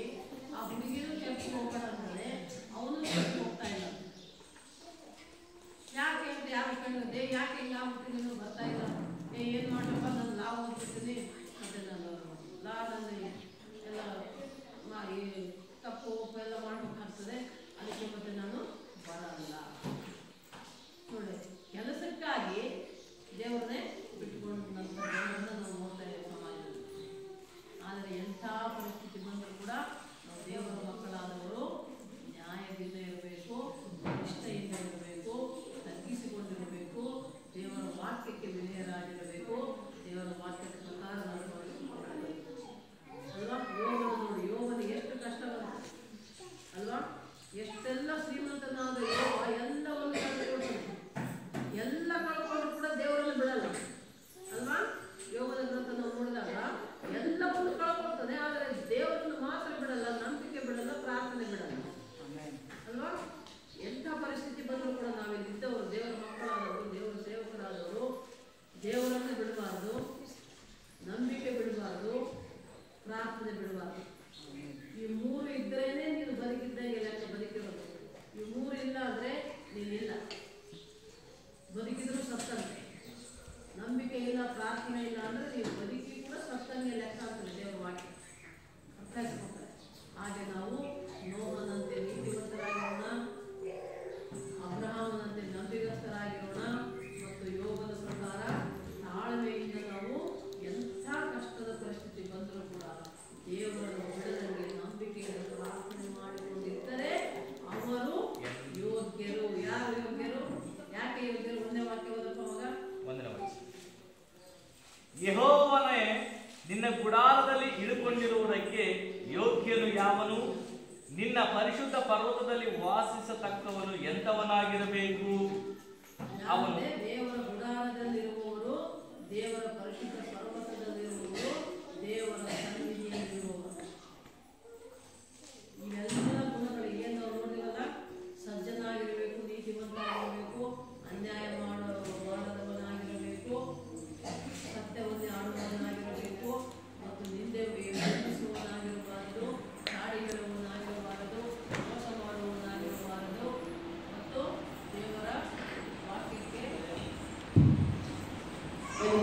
ಯಾರು ಯೋಗ್ಯರು ಅಂತ ನೋಡುವಾಗ ದೇವರ ವಾಕ್ಯ ಹೇಳುವ ಪ್ರಕಾರ ಇಲ್ಲಿ ಪರಿಶುದ್ಧವಾಗಿ, ನೀತಿವಂತನಾಗಿ, ಸಜ್ಜನನಾಗಿ, ಅನ್ಯಾಯ ಮಾಡದವನಾಗಿ, ಸತ್ಯವನ್ನೇ ಆಡುವವನಾಗಿ, ಚಾಡಿಯನ್ನು ಹೇಳದವನಾಗಿ, ನಿಂದಿಸದವನಾಗಿ, ಜನರನ್ನ ಭ್ರಷ್ಟತೆಯಿಂದ ಬಿಡಿಸುವವನು, ಭ್ರಷ್ಟದಿಂದ ದೂರ ಇರುವಂತೆ, ಕೆಟ್ಟದರಿಂದ ದೂರ ಇರುವವನಾಗಿರಬೇಕು. ಮತ್ತು ಬಹಳ ಮುಖ್ಯವಾಗಿ ನಾವು ನೋಡುವಾಗ ಭಯಭಕ್ತಿಯನ್ನು ಹೊಂದಿದಂತ ದೇವರ ಮಕ್ಕಳಿಗೆ, ದೇವರ ಸೇವಕರಿಗೆ ಸನ್ಮಾನಿಸುವವನಾಗಿ, ಮರ್ಯಾದೆ ಕೊಡುವವನಾಗಿ, ಗೌರವಿಸುವವನಾಗಿರಬೇಕು. ಮತ್ತು ಯಾವಾಗಲೂ ನಷ್ಟವಾದರೂ ಕೂಡ ಹೇಳಿದ ಮಾತಿಗೆ ತಪ್ಪದವನಾಗಿರಬೇಕು. ಅರ್ಥ ಆಯ್ತಾ? ನಷ್ಟ ಆದರೂ ಪರವಾಗಿ, ನಮಗೆ ಕಷ್ಟ ನಷ್ಟ ಆದರೂ ಪರವಾಗಿಲ್ಲ, ನಾವು ಕೊಟ್ಟ ಮಾತನ್ನ ಉಳಿಸಿಕೊಳ್ಳಬೇಕು ಅಂತ ಇರಬೇಕು. ನಾವು ಮಾತಿಗೆ ತಪ್ಪಬಾರದು. ಮತ್ತು ಸಾಲಕ್ಕೆ ಬಡ್ಡಿ ಕೇಳದವನಾಗಿರಬೇಕು. ಮತ್ತು ನಿರಪರಾಧಿಗೆ ಶಿಕ್ಷೆ ಆಗುವ ಹಾಗೆ ನಾವು ಮಾಡಬಾರದು. ನಿರಪರಾಧಿನೇ, ಅಪರಾಧಿನೇ ಅಂತ ಹೇಳುವವರಾಗಿರಬೇಕು ನಾವು. ಇಂಥವನೇನಾಗ್ತದಂತೆ ದೇವರ ವಾಕ್ಯ ಹೇಳ್ತದೆ, ಈ ರೀತಿ ಇದ್ದಾಗ ಅಂಥವನು ಎಂದಿಗೂ ಕದಲುವುದಿಲ್ಲ ನಾವು. ಯಾಕೆಂದ್ರೆ ಸ್ಥಿರವಾಗಿರ್ತೇವೆ ದೇವರಲ್ಲಿ, ಭಕ್ತಿಯಲ್ಲಿ, ನಂಬಿಕೆಯಲ್ಲಿ, ವಿಶ್ವಾಸದಲ್ಲಿ, ಪ್ರಾರ್ಥನೆಯಲ್ಲಿ ದೃಢವಾಗಿ ಸ್ಥಿರವಾಗಿ ನಿಂತರೆ ನಾವು ಹೇಗಿರ್ತೇವೆ ಅಂದ್ರೆ ಆಲದ ಮರ ಇದ್ದಂಗೆ ಇರ್ತೇವೆ ಮಕ್ಕಳೇ. ಎಷ್ಟೇ ಬಿರುಗಾಳಿ, ಎಷ್ಟೇ ಜೋರಾಗಿ ಮಳೆ ಬಂದರೂ ಆಲದ ಮರ ಬಿದ್ದು ಹೋಗೋದಿಲ್ಲ. ಯಾಕೆಂದ್ರೆ ಅದರ ಬೇರುಗಳು ಬಹಳ ಆಳವಾಗಿರ್ತವಂತೆ, ಅದು ಕದಲೋದೇ ಇಲ್ಲ. ಅದು ಬೆಟ್ಟ ಗುಡ್ಡಗಳು ಕದಲ್ತವ, ಬೆಟ್ಟ ಗುಡ್ಡಗಳಂತೆ ಸ್ಥಿರವಾಗಿ ನಾವು ನಿಲ್ಲುವುದಕ್ಕೆ ಸಾಧ್ಯ. ಯೋಗ್ಯರಾಗಿದ್ದರೆ ಕಷ್ಟವಾಗಲಿ, ನಷ್ಟವಾಗಲಿ, ರೋಗವಾಗಲಿ, ಬಾಧೆಯಾಗಲಿ, ಚಿಂತೆಯಾಗಲಿ, ಏನಾದರೂ ಕೂಡ ನಾವು ಕದಲದಂತೆ ಸ್ಥಿರವಾಗಿ ನಂಬಿಕೆಯಿಂದ ಪ್ರಾರ್ಥಿಸಿಕೊಂಡಿದ್ದಾಗ ದೇವರು ನಮ್ಮ ಪ್ರಾರ್ಥನೆಯನ್ನು ಕೇಳಿ ಉತ್ತರ ಕೊಡ್ತಾನೆ. ಆಗ ನಾವು ಯಾವಾಗಲೂ ಕೂಡ ದೇವರ ಸನ್ನಿಧಿಯಲ್ಲಿ ಇರ್ತೇವೆ. ಕೊನೆಯದಾಗಿ ಒಂದು ವಾಕ್ಯ ನೋಡ್ಕೊಳ್ಳೋಣ. 11ನೇ ಕೀರ್ತನೆ ಕೊನೆ ವಾಕ್ಯ ಓದಪ್ಪ. ಕೀರ್ತನೆ 11. ಯಾಕೆಂದರೆ ನೀತಿ ಸ್ವರೂಪನಾದ ಯೆಹೋವನು ನೀತಿಯನ್ನು ಮೆಚ್ಚುವವನಾಗಿದ್ದಾನೆ. Hallelujah, hallelujah. ಯಾರನ್ನ ಮೆಚ್ಚುತ್ತಾನಪ್ಪ? ಯಾರನ್ನ ಇಷ್ಟಪಡ್ತಾನೆ ದೇವರು? ನೀತಿವಂತರನ್ನ, ನೀತಿಯನ್ನ ಮೆಚ್ಚುವವನಾಗಿದ್ದಾನೆ. ಸಜ್ಜನರು ಆತನ ಸಾನ್ನಿಧ್ಯದಲ್ಲಿ ಇರುವರು. ಸಾನ್ನಿಧ್ಯ ಅಂದ್ರೆ ಸನ್ನಿಧಿ, ಹತ್ತಿರ, ದೇವರ ಹತ್ತಿರ.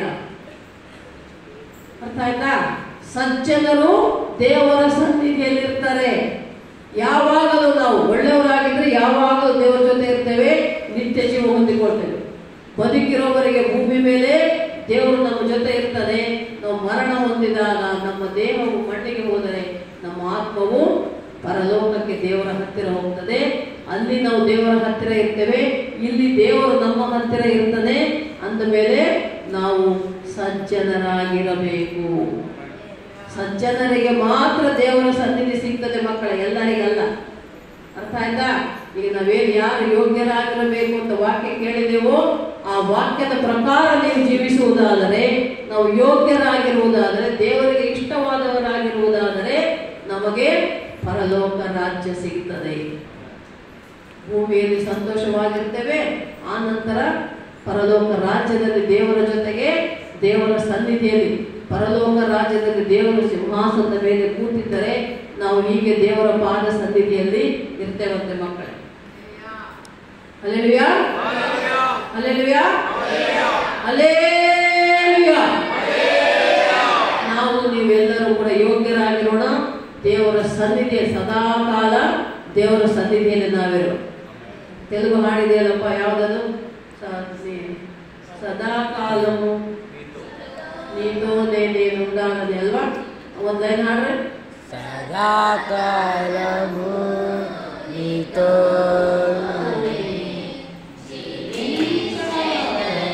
లైన్ ఆడకపోతే బుక్క.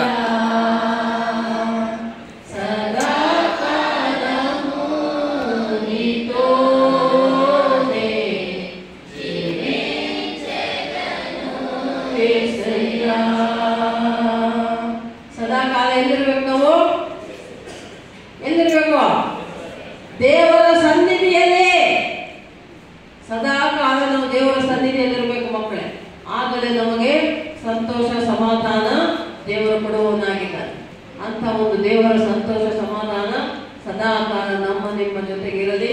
ನಮ್ಮ ಕುಟುಂಬದಲ್ಲಾಗಲಿ, ಮನೆಯಲ್ಲಾಗಲಿ, ನಮ್ಮ ಕೆಲಸದಲ್ಲಾಗಲಿ, ಸಭೆಯಲ್ಲಾಗಲಿ, ಎಲ್ಲ ಸಮಯದಲ್ಲಿ ಎಲ್ಲ ಕಾಲವೂ ಕೂಡ ದೇವರ ಸನ್ನಿಧಿಯಲ್ಲಿ ನಾವಿರೋಣ. ಮತ್ತು ದೇವರು ನಮ್ಮನ್ನು ನಿಮ್ಮನ್ನು ಈ ವಾಕ್ಯವನ್ನು ಆಶೀರ್ವದಿಸಲಿ, ಸಂತೋಷ ಸಮಾಧಾನ ಕೊಟ್ಟು ಕಾಪಾಡಲಿ. ದೇವರಿಗೆ ಕೋಟಿ ಕೋಟಿ ಸ್ತೋತ್ರ. ನಾವು ಯೋಗ್ಯರಾಗಿರೋಣ, ದೇವರಿಗೆ ಇಷ್ಟವಾದವರಾಗಿರೋಣ. ದೇವರಿಗೆ ಯಾರು ಇಷ್ಟ ಅಂದರೆ ಸಜ್ಜನರು, ನೀತಿವಂತರು, ತಮ್ಮನ್ನು ತಾವು ತಗ್ಗಿಸಿಕೊಂಡವರು, ವಿನಯದಿಂದ, ವಿಧೇಯತೆಯಿಂದ, ತಾಳ್ಮೆಯಿಂದ, ಸಹನೆಯಿಂದ, ನಂಬಿಕೆಯಿಂದ, ಪ್ರಾರ್ಥನೆಯಿಂದ ಇದ್ದವರು ದೇವರಿಗೆ ಇಷ್ಟವಾಗಿರ್ತಾರೆ. ಆ ರೀತಿ ನಾವು ದೇವರಿಗೆ ಇಷ್ಟವಾದವರಾಗಿ ಯೋಗ್ಯರಾಗಿರೋಣ. ದೇವರ ಕೃಪೆಯನ್ನ, ದೇವರ ಆಶೀರ್ವಾದಗಳನ್ನ ನಾವು ಹೊಂದಿಕೊಳ್ಳುವವರಾಗಿರೋಣ. ದೇವರು ನಮ್ಮನ್ನೆಲ್ಲರನ್ನ ಆಶೀರ್ವದಿಸ್ತಾರೆ. ಆಮೆನ್. ದೇವರಿಗೆ ಸ್ತೋತ್ರ.